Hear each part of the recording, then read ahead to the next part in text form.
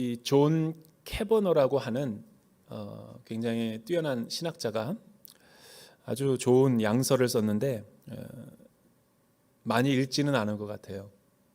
제가 이걸 읽고 우리 온누리교회 신문에다가 기고를 해서 오래전에 조금 나눴던 적이 있는데, 이 소비 사회를 살아가는 그리스도인이라는 이 굉장히 아주 은혜가 있는 책이 있는데, 이 책에 보면 오늘날 저와 여러분들이 살아가는 이 현대인의 사회가 바벨탑의 문명과도 같은, 혹은 후기 자본주의 시대, 이제 뭐 문명의 충돌을 지나서 혹자는 4차 산업혁명 시대다, 또 뭐 이제 팬데믹이 끝나고 엔데믹이 오면 포스트 코로나 시대, 위드 코로나 시대가 온다, 한 번도 경험해 보지 못한 여러 가지 미래 사회로 우리가 더 나아가게 된다라고 해서 너무나 우리 사회가 지금 혼란하죠. 우리 기성세대는 기성세대대로 나름대로 혼란하고, 젊은 세대들은 젊은 세대들 나름대로 굉장히 어렵고 혼란한 시대를 살아가고 있습니다. 그러나 이런 혼란한 사회 이전에 그 누구도 오늘날 살아가는 현대인들이라면 동시대 가운데 우리 사회가 소비 사회라는 것을 부정할 사람은 없어요. 소비 사회는 무엇을 의미하는가? 물질주의와 또 자본주의 시대를 넘어 이 물질이 아니면 물질을 가지고 안 되는 것이 없는 물질 만능주의 사회, 또 황금 만능주의 시대, 그리고 돈을 많이 가진 사람이 권력을 갖게 되고, 또 나 중심적으로 소비자가 뭐든지 기호에 맞게 원할 때마다 모든 가치와 모든 패러다임을 바꾸어 변혁시킬 수 있는 사회를 일컬어 소비 사회다라고 그렇게 얘기하는 거예요. 왜 그러면 소비 사회인가? 우리가 후기 자본주의 시대 이전에 2차 세계대전 이전까지는 이 사회의 축이 자본주의, 그냥 1차 어떤 자본주의라고 우리가 일컬어도 다 이해가 됐었어요. 이 말은 무슨 말이냐면, 경제학의 원리에 따르면 보통 우리가 사는 이 자본주의 시대는 이 수요가 있어야지 공급이 만들어지는 시대죠.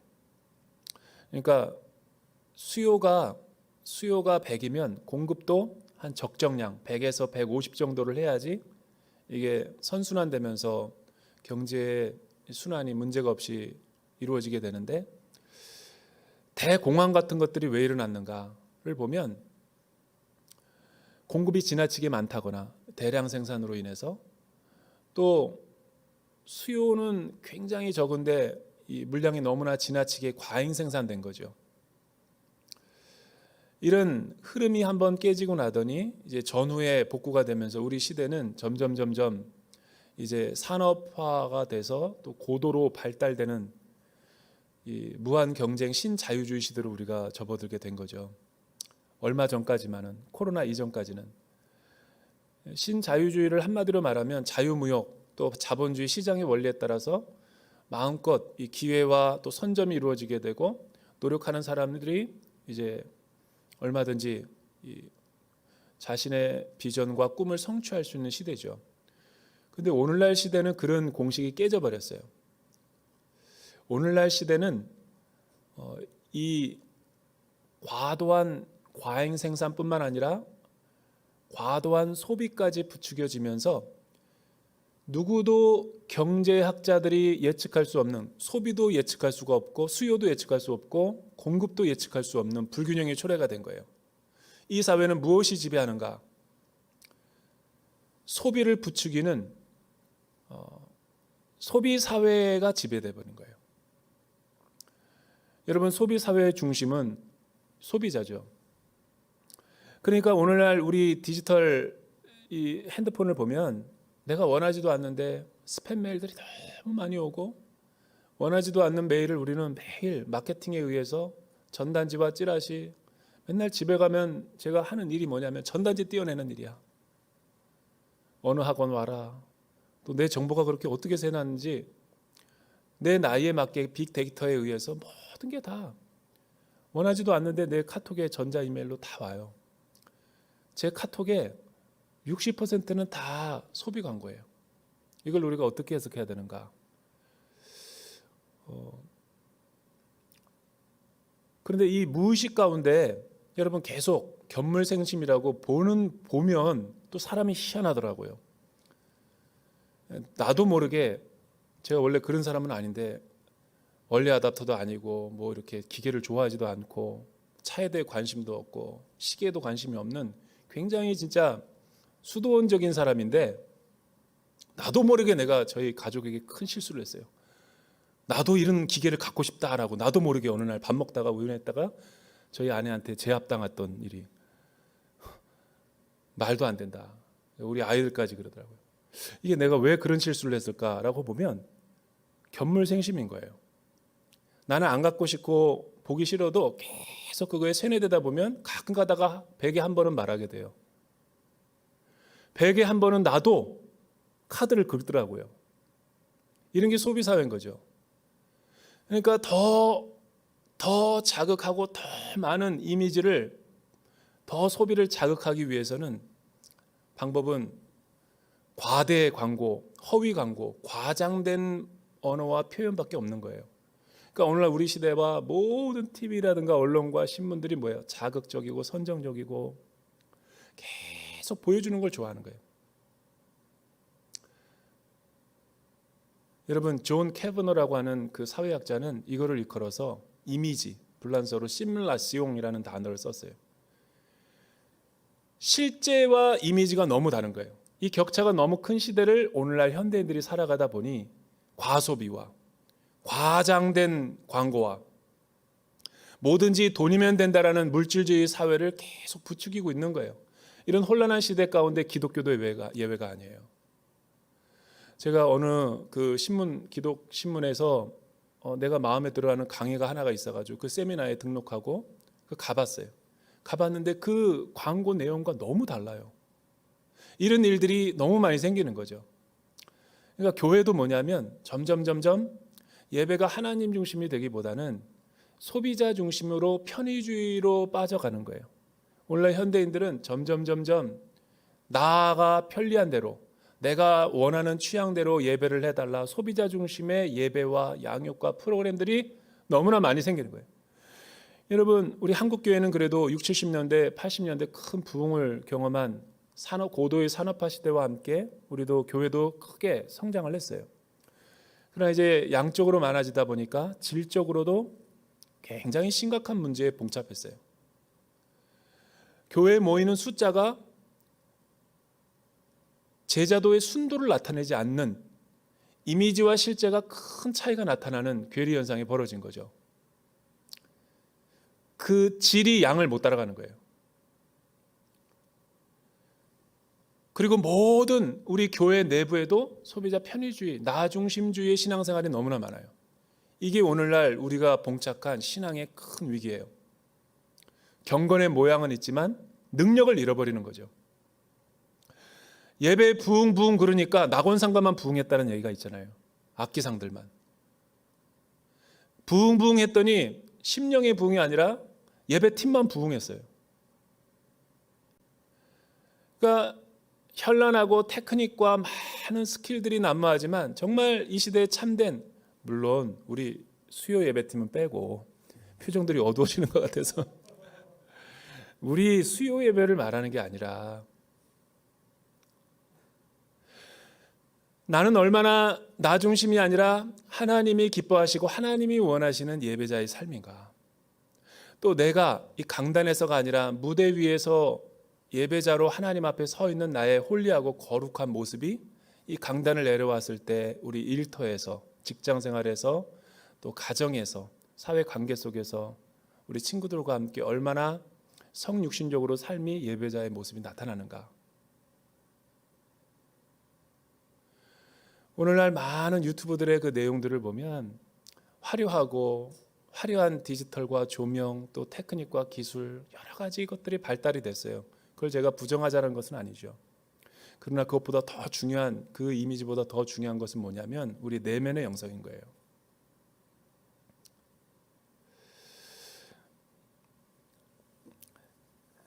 어떻게 이런 우리 그 복음과 우리의 그 제자도 또 우리의 신앙이 어떻게 이렇게 변질이 돼 버렸을까? 원래 우리 초기 교회나 초기에 우리의 그 원래 교회가 처음 시작했을 때 우리의 모습은 굉장히 순도가 높았어요. 회심의 변질이라는 책을 쓴 초기 교회의 대가가 이런 책을 썼어요. 회심의 변질. 그 엘렌 크라이더라고 하는 세계적인 그 신학자는 그 책에서 이렇게 분석합니다. 오늘날 사회와 초기 교회의 사회를 너무 상응하게 이렇게 해석을 하는 거예요.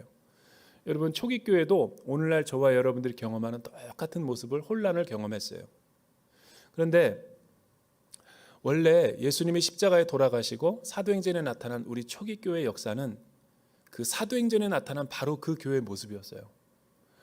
뭐 물질의 유무 상품뿐만 아니라 예수 믿는 사람들이 너무나 매력적이어서 그들의 삶을 보고 삶의 방식을 보고 많은 사람들이 교회로 몰려올 정도로 삶이 전도였던 거죠. 그들은 선교하려고 그러지도 않았고 전도하려고 그러지도 않았어요. 그리스도인들이 이사 가는 곳이 교회가 되고 그리스도인들이 직장을 다니는 그 생활이 노예의 그 삶이 예배였던 거죠. 그리스도인들의 여성들이 시집을 가서 무신론자들의 남편을 변화시켜서 복음의 혁명을 일으켰던 거죠. 그런데 이 글라우디오 황제 이후에 네로 황제와 여러 가지 많은 이 도미티안 황제 때의 박해와 초대교회가 많은 모진 고난을 받으면서 어려운 이 환란의 시대를 경험했죠. 여러분, 초기 기독교는 300년, 13년 이전까지는 그냥 굉장히 소수 종파였고 수많은 거대 종교들의 빙산의 일각에 불과했어요. 로마 제국은 특히 종교가 무지하게 많았어요. 그러니까 나사렛 예수를 따르는 그 예수 운동은 매우 적은 무리였어요. 그런데 어떻게 그 소수가 로마 제국의 전 세계를 전복시킬 수 있었던 것일까? 이 하나님의 나라의 전복성의 특성이 뭔가를 우리는 알란 크라이더가 굉장히 주의 깊게 물어보는 거죠. 소수밖에 안 되는 사람이 어떻게 그렇게 철의 제국, 강대국을 하나님의 나라로 변화시킬 수 있었던가? 그런데 더 심각하게 묻는 것은 이 콘스탄티 황제가 세례를 받고 기독교를 개종하면서부터 313년을 로마 제국의 기독교 공인을 해버림으로 인해서 그 AD 313년 이전과 이후가 완전히 달라지게 돼요. 313년 이후는 교회가 변질이 돼버려요. 회심이 변질이 되고 예배가 바뀌어요. 지하교회에서 박해를 받으면서 카타콤의 순교의 신앙으로 살아갔던 그 초대교회의 순수한 사랑이 이제 지하에서 지상으로 올라온 거죠. 그리고 황제가 예수를 믿게 되니 그 측근들뿐만 아니라 많은 공무원들이 어떻게 변하겠어요? 황제의 눈에 들기 위해서 시키지도 않았는데 그때부터 많은 교회로 몰려드니 더 이상 가정교회가 지속이 될 수 없었던 거예요. 그래서 로마의 이 건물의 양식이었던 바실리카라고 하는 굉장히 큰 이제 이 가정집 또 건물 집회 회합이 이루어질 수 있는 더 큰 건물을 짓게 된 거죠. 그때부터 중세 종교개혁이 일어나기까지 유럽에는 굉장히 많은 교회 건물 사이즈, 누가 더 많은 사람들을 한 번에 모을 수 있는가, 또 누가 더 사람들의 주목을 끌만한 예배당의 화려한 장식에, 또 누가 조금 더 파이프 오르간과 좋은 대리석을 까는가, 또 서열이 매겨지게 되고 관료주의화가 되고 황제 옆에 공무원들의 그 서열 순서에 따라서 예배를 드리게 되고 그게 관료주의화가 돼버린 거예요. 경쟁이 심화됐죠. 모든 유럽 로마 제국에 점점점 우리는 로마에 있는 교회보다 더 멋있고 크고 화려하게, 그게 오늘날 1000년이 넘은 로마 성당 고딕, 이런 르네상스식의 성당이죠. 이태리를 가보십시오. 현란해요. 현란해. 너무 화려하고. 그게 다 그렇게 해서 교회가 변질이 된 거예요. 여러분, 초대교회는 크리스찬이, 그 매력적인 크리스찬이 한번 되려면 새 가족으로 와서 2년을 세례교육을 받아야 됐대요. 크리스찬이 되기 위해서 2년 동안을 기다려야 양육과 교육을 통해서 많은 사람들 앞에서 물세례를 준 거예요. 오늘날 우리 온누리교회는 8주도 현대인들은 못 참아요. 엄청나게 많다고 투덜대고 가잖아요. 온누리교회는 8주. 다른 교회에서 뭐 장로님을 했든지 어떻든지 간에 협동권사를 했든지 우리 온누리교회면 다 기초부터 다시 해요. 그러니까 이거에 되게 자존심 상하게 하는 성도들이 되게 많아요. 그리고 1:1 양육 16주를 해야 되고 어느 정도 양육을 받아야 되고 구원의 확신을 갖고 또 4주 동안 세례교육을 받아야 돼요. 이것도 힘들어해요, 성도들이. 그러니 여러분, 초대교회의 2년이라는 숫자는 얼마나 긴 거예요? 그런 사람들이 순도가 없었겠어요? 그런 사람은 삶 자체가 예배자인 거예요. 그리고 세례를 받을 때 많은 사람들 앞에서 예수 그리스도를 위해서 순교할 수 있는 각오까지 다 신앙 고백하는 거예요. 그 초대교회가 이 믿음의 역동성을 만들어냈던 거죠. 그 초대교회의 경건을, 영성을 유세베이아, 경건이라고 말한 거예요. 그런데 갑자기 회심이 변질이 됐어요. 왜? 여러분 생각을 해보세요. 사람들은 이제 로마 제국의 기독교에 더 매주일마다 많은 사람들이 몰려오니 이런 사람은 물량적으로 감당할 수도 없고 또 많은 사람들이 오기 때문에 명목상의 그리스도인들이 많아지다 보니까 뭐 매 학기마다 양육 프로그램을 제시해도 예배 출석만 하려고 그러지 누가 여기 헌신해서 자기의 많은 시간과 공을 들여가지고 제자 훈련 받으라고 그래요. 그러다 보니 자연스럽게 오늘날 우리가 가지게 되는 신앙의 변질, 순도의 변질이 되는 거예요. 여러분, 초대교회들은 금으로 표현하면 순금 신앙이었어요. 오늘날 현대인들의 신앙은 14K 신앙, 18K 신앙, 24K 신앙이에요. 내가 세공업자들에게 물어보니까 어떻게 그렇게 K가 나눠진다니까 불순물에 따라서 그렇게 K로 나눠진다 그러더라고요. 순금, 백금은 뭐냐면 불순물이 없는 거예요. 믿음을 우리 금으로 표현하잖아요. 초대교회와 제자도는 여러분 순도가 높았어요. 근데 오늘날은 소비자 기독교 시대여서 무엇이든지 나의 가치와 하나님의 가치가 대립될 때는 기꺼이 하나님 나라의 우선순위를 뒤로 하죠. 기도하자고 그러는 다 싫어해도 카페 가서 커피 한잔 합시다, 아메리카노 한잔 합시다 그러면 다 줄을 서요. 그런 시대에 살아가는 거예요. 그러니 거센 쓰나미와 같은 세속의 물결을 오늘날 기독교가 어떻게 감당하냐라는 거예요. 당연히 가난한 성도들이 늘어날 수밖에 없죠. 당연히 작은 유혹과 미혹에도 젊은이들이 넘어질 수밖에 없죠. 여러분, 우리가 24시간 눈 뜨고 세뇌당하는 게 다 뭐예요? 자극적이고 선정적인 건데 양육도 안 되고 뭘로 감당할 거예요? 그러니까 현대인들의 신앙은 소비자 중심의 신앙인 뿐만 아니라 감정주의적이고 즉흥적이에요. 기분 좋으면 하고 자기의 필요한 말씀을 주면 할렐루야, 감사, 땡큐, 지저스 그러고 자기의 신앙 양심을 책망하고 도전하는 것들은 듣기 싫어해요. 그거를 존 캐버너는 소비자 시대 그리스도인이라고 말한 거예요.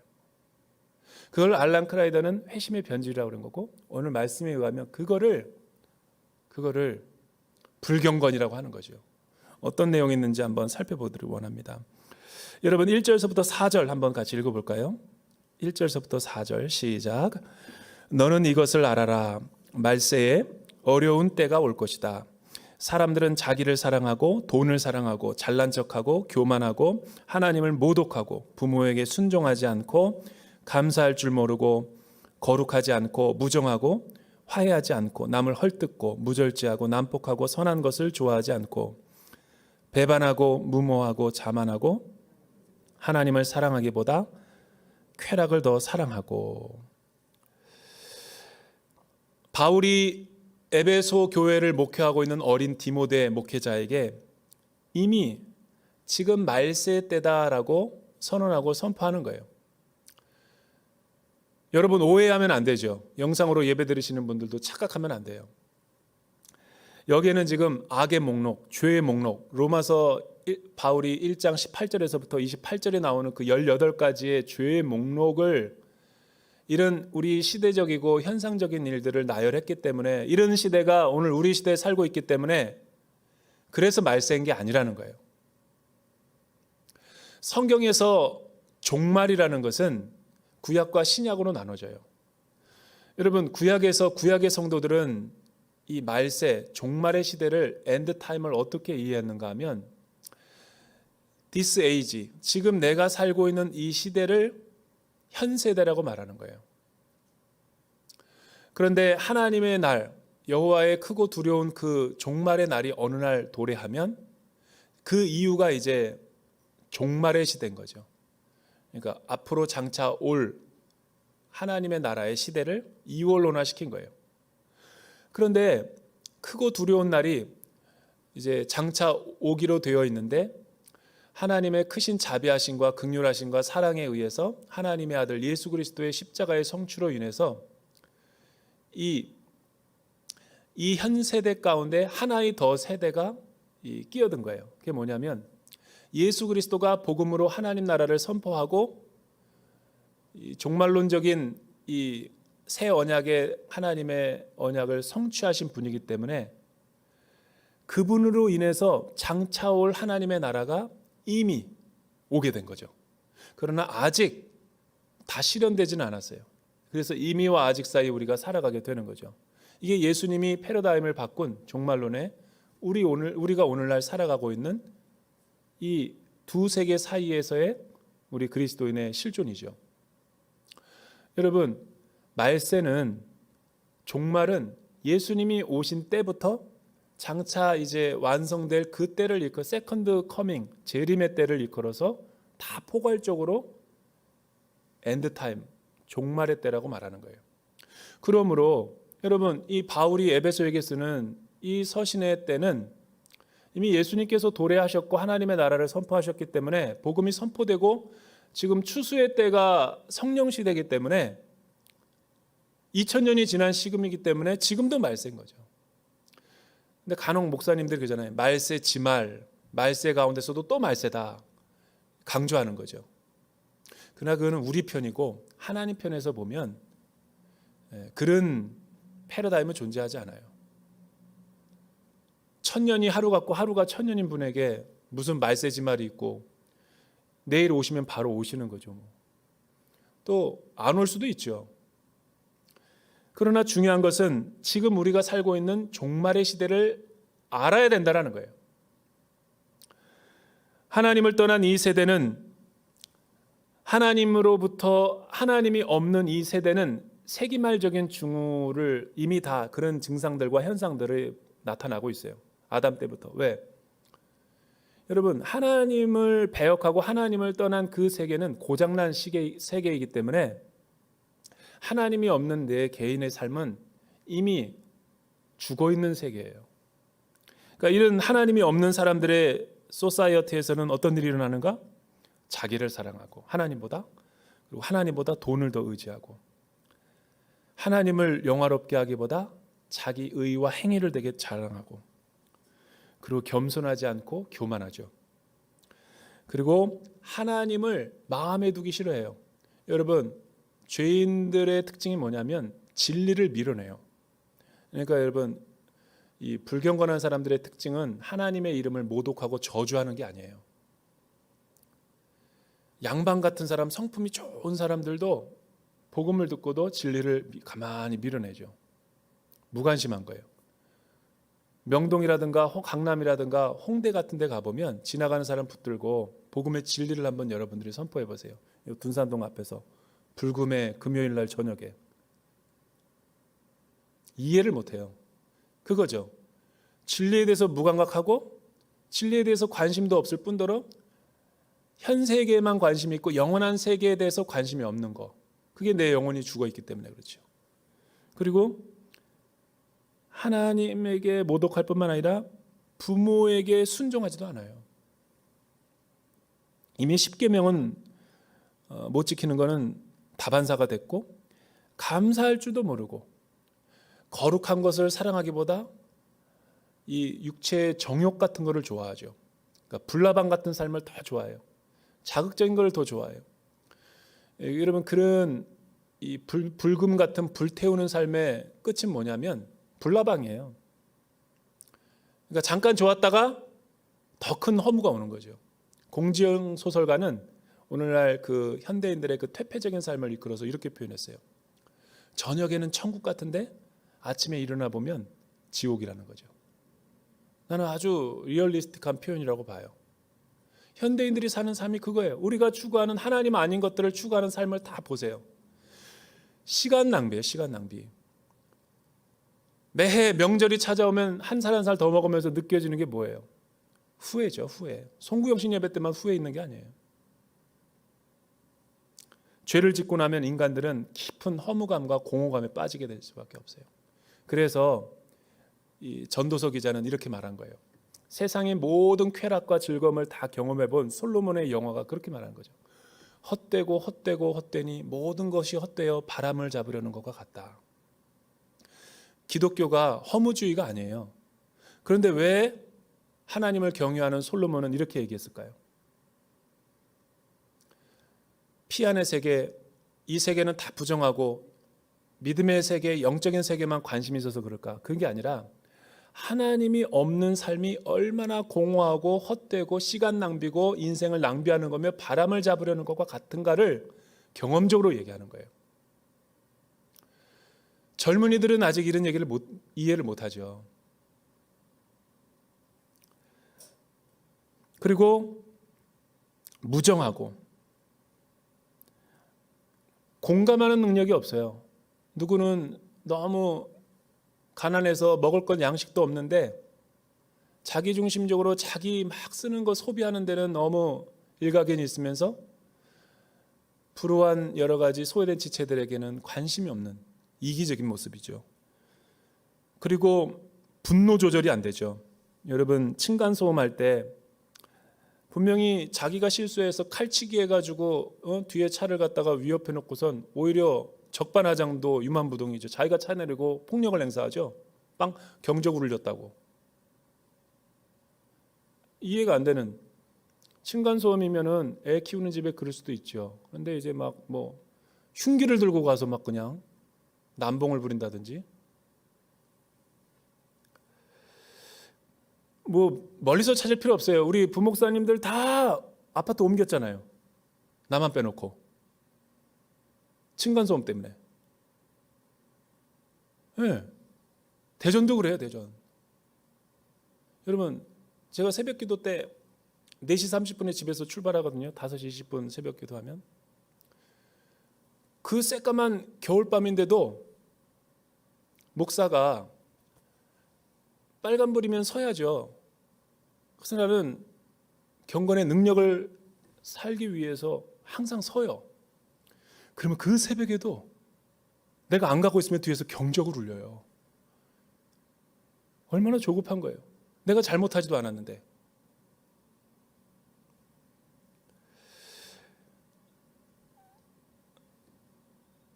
남을 헐뜯고 무절제하고 난폭하고 선한 것을 좋아하지 않고 배반하고 무모하고 자만하고 하나님을 사랑하기보다 쾌락을 더 사랑하고 이 18가지의 종합적인 죄의 증상들이 왜 나타났는가? 뿌리가 하나님과 관계성이 깨어졌기 때문에 자기 중심성이 강하기 때문에 일어나는 거예요.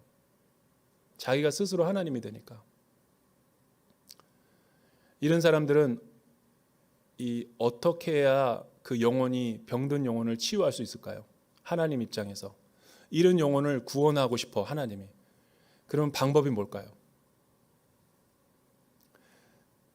여러분들에만 알려드릴게요.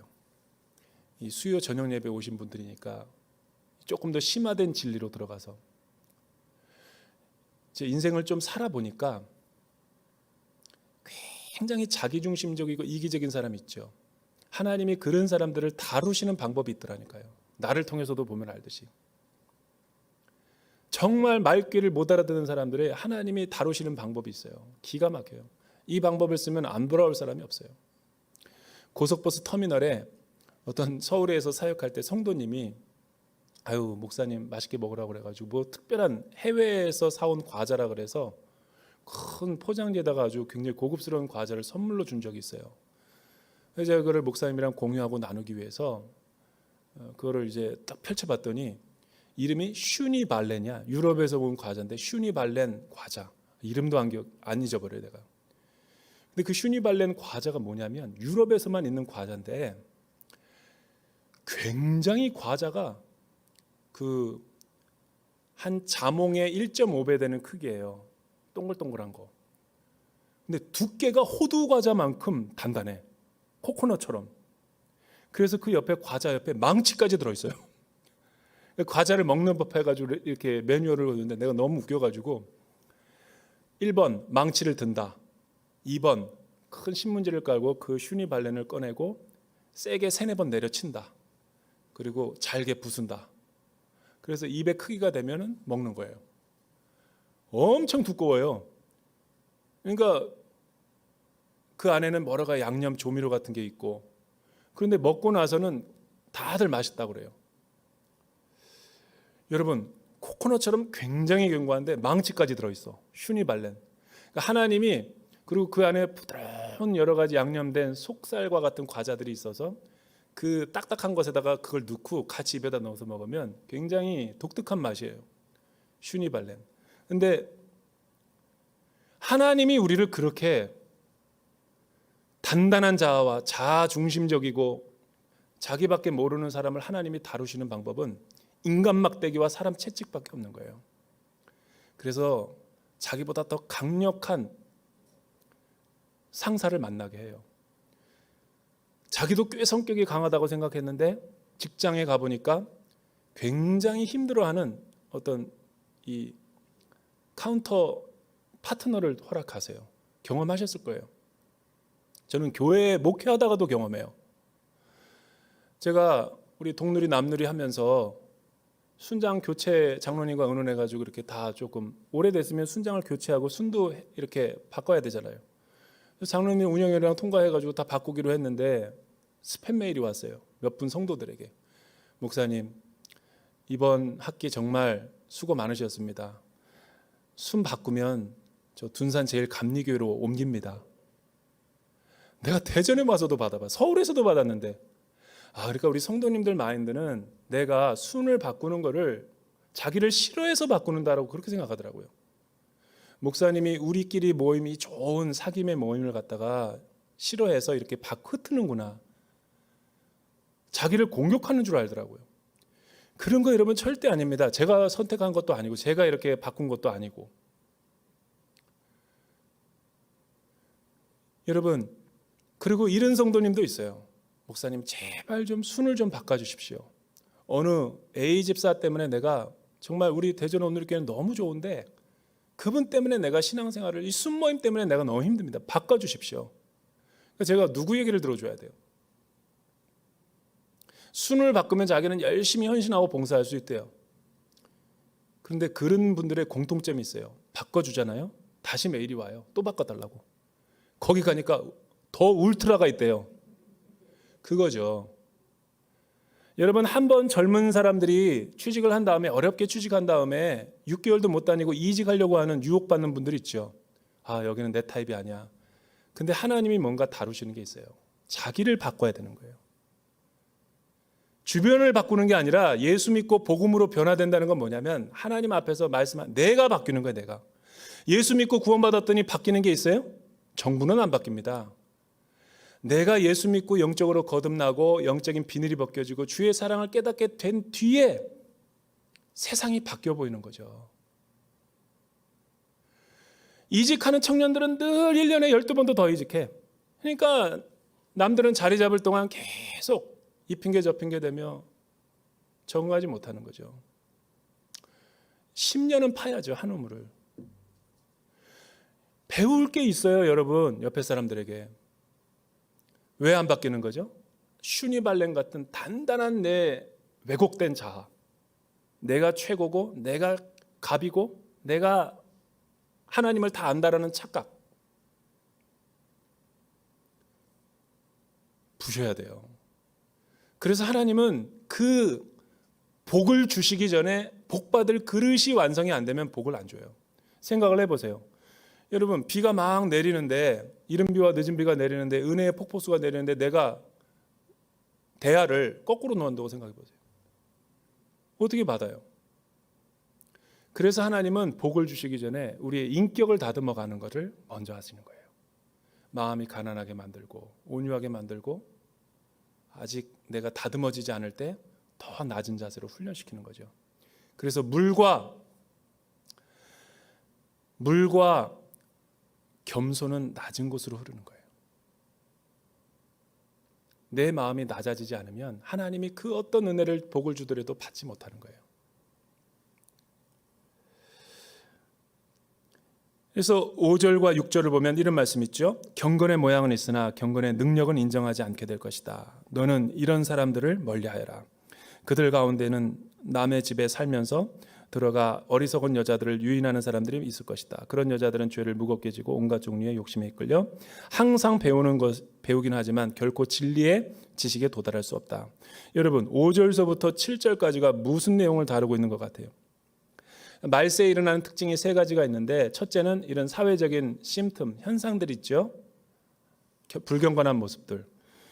그런데 교회 안에도 이런 말세의 징후들이 있는데, 말세가 될수록 어떤 진리를 배우기만 하는 거예요.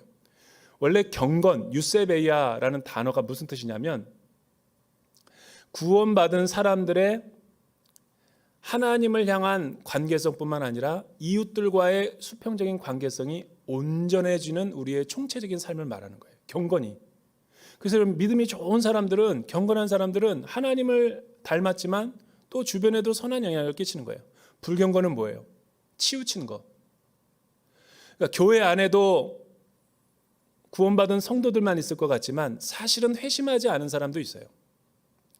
경건한 사람도 있지만 경건하지 않은 사람들이 이미 에베소 교회에 나오게 됐다는 거예요. 그분들은 누구냐면 주로 여성들이래요. 여성들. 왜냐하면 이 에베소 교회 가운데 문화적인 특성상 남성 가부장적이고 특별히 남자들이 전쟁에 가서 많이 죽었기 때문에 과부들이 많았어요. 초대교회는. 그래서 과부들이 많이 있다 보니까 무지하죠. 배움에 대한 목마름이 얼마나 많겠어요. 이런 허점을 노리고 이단과 사이비들이 여성들만 다락방에 모아가지고 성경 공부를 하는 거예요. 마치 오늘날 사이비 이단들처럼. 구원받았습니까? 혹시 천국 비유를 아시나요? 그리고 잠깐 자기랑 공부하면은 뭔가가 구원이 다 있을 것 같처럼 배타적인 구원론을 전개하죠. 그러니까 그런 사람들이 어리석은 여자라는 거예요. 그리고 계속 실천은 안 강조해. 한 번 구원받은 것은 영원한 구원이니까 마음대로 죄 지어도 돼. 단 우리 비전센터에 와서 성경 공부해야 돼. 그리고 다른 사람들을 다 차단시켜버리죠. 만나지 못하게. 순장도 끊어라. 목사님도 만나지 말아라. 이게 유튜브들의 종말론자들의 특징이고 주로 사기꾼과 이 사이비 이단들의 특징이 뭐예요? 기성교회는 다 구원이 없으니까 가지 말아라. 헌금을 거기다 내지 말아라. 그리고 그 유튜버 교주가 제가 들어봤거든요. 그거를 이렇게 말하는 거예요. 몇십만 돼. 그런데 그 팔로워들이 뭐라고 얘기하냐면 주님이 곧 오시니까 기성교회는 구원이 없으니까 거기다 헌금을 내지 말아요. 그리고 방법까지 알려줘요. 하얀 천을 만들어가지고 11조와 주정헌금을 갖다 거기다가 쌓아서 4번 접어서 그것도 오른쪽 2번째 칸에다가 놔야 된대. 칸까지 가르쳐줘. 근데 그 칸까지도 순종하더라고요. 1년 동안은 그렇게 얘기하죠. 근데 1년 이제 회개할 때가 되면 그동안 모아놓은 거를 아래와 계좌로 다 송금해라. 주님은 곧 오신다. 저희 교회 성도들이 다 냈대요. 내가 6개월 동안 상담해 줬거든요. 내 말은 안 들어요. 성경을 얘기해 주는데도 안 들어요. 그런 거예요. 그런 거. 여러분 청년들 가운데 신천지에 빠진 사람들 우리 담당 목사님들이 아무리 얘기해도 가족이 얘기해도 안 들어요. 그분들이 온전한 행함이 있나요? 진리만 배워. 근데 열매가 없어. 세뇌를 시키는 거죠. 못 빠져나와요. 그래서 그런 자들을 얌네와 얌브레가 모세를 대적한 것과 같다. 출애굽기 7장에 보면 10가지 재앙을 내리잖아요. 바로 앞에서 주술사였던 애굽의 술사였던 유대 전승에 의한 얀네와 암브레, 이거는 출애굽기 7장에는 안 나와요. 지금 디모데후서에 지금 나오는 거죠. 이들이 여호와 하나님께서 구원과 심판을 베푸시는 그 이적을 흉내내기 위해서 모방한 거죠. 여호와 하나님이 진짜 하나님이냐, 우리도 이렇게 한다라고 막대기를 가지고 뱀으로 변화시키니까 모세가 지팡이를 던져가지고 하나님이 뱀으로 변화시켜서 그 뱀을 잡아먹게 하죠. 그러니까 진리에 대해서 대적하는 사람을 얀네와 얀브레라고 얘기하는 거예요. 이런 일들이 말세에 종말의 때가 올수록 이 교회 안에, 기성교회 안에 기승을 부릴 거라는 거예요. 교회뿐이겠습니까? 저와 여러분들의 개인 신앙삶도 마찬가지죠. 그러니까 경건은 뭐예요? 영적인 분별력을 가져야 된다는 거예요. 목회자는, 디모데는 이런 성도들을 치우치지 않게끔 영적인 분별력으로 올바른 길로 잘 인도하는 이 목양자가 돼야 된다는 거죠. 이게 초기 교회 기독교 형성이죠. 여러분, 오늘 메시지가 저와 여러분들에게 주는 교훈이 뭐예요? 항상 하나님의 나라 진리를 성경 전체적으로 봐야지 부분적인 것만 강조해서 보게 하는 게 이단들의 특징이죠. 그것만 몰입하게 해요. 그러니까 구원받은 사람들이, 시한부 종말론자들의 눈빛을 보면 사나워요. 성령 충만 받았다고 하는 사람들 치고 내가 인격적인 성령 충만한 사람 못 봤어요. 막 희죽희죽 웃고 사람 무시하고 깔보고 매너가 더럽고 섬기지 않고 우월의식 드러내고, 그거는 여러분 잘못 성령 받은 거예요. 분별해야 된다고요. 성경은 그렇게 말하지 않아요. 오늘 말씀을 통해서 저와 여러분의 삶이 온전하게 초대교회로 다시 십자가로 돌아가기를 주님의 이름으로 축복합니다.